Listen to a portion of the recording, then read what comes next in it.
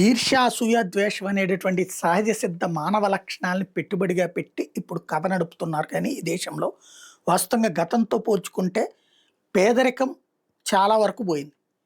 ఇవాళ ఇదివరకు పాచిన అన్నం తినే వాళ్ళు కూడా ఉండేవాళ్ళు. అలాంటి స్టేజ్ నుంచి ఇవాళ చద్ది అన్నం కూడా తినడానికి ఇష్టపడనటువంటి స్థితికి ఎదిగినటువంటి వాళ్ళు ఉన్నారు.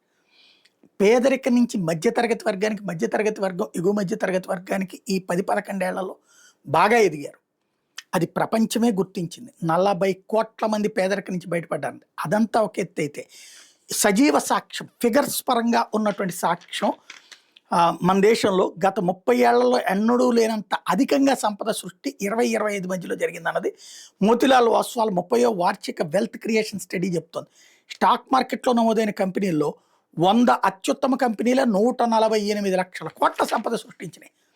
అత్యధికంగా, అత్యంత వేగంగా, స్థిరంగా సంపద సృష్టించిన కంపెనీలో Bharti Airtel, BSC, HAL, Hindustan aeronautical limited, అలాగే బిఎస్సి అలాగే అగ్రస్థానంలో ఉంటే, వివిధ వ్యాపార రంగాలు పరిశీలిస్తే ఆర్థిక సేవల్లో నిమగ్నమైన సంస్థలు అధికంగా సంపద సృష్టించినాయి. తదుపరి స్థానాల్లో పరిశ్రమలు, క్యాపిటల్ మార్కెట్స్, టెక్నాలజీ, యుటిలిటీస్ విభాగాల కంపెనీలు ఉన్నాయి. ప్రభుత్వ రంగ సంస్థలు మళ్లీ వెలుగులోకి వస్తున్నాయి. ముఖ్యంగా రక్షణ, ఇంధన, యుటిలిటీస్ విభాగాల్లోని ప్రభుత్వ రంగ సంస్థలు మెరుగైన పనితీరు ప్రదర్శిస్తున్నాయి.